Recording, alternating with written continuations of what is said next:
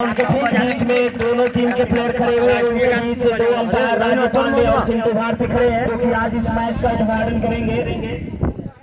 अब से कुछ ही देर बाद एक बार उद्घाटन होने के बाद हमारा कटाई होगा और उसके साथ ही दोनों अंपायर से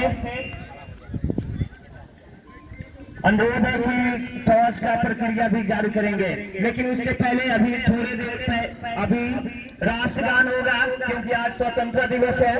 और इस अवसर पर मेरा अनुरोध है सभी दर्शकों से कि खड़ा हो जाएं और इस राष्ट्र गाने को हमारे सामने आन बान की तरह गाएं और 1 मिनट के लिए मौन व्रत रखें, शांति बनाए 1 मिनट के लिए।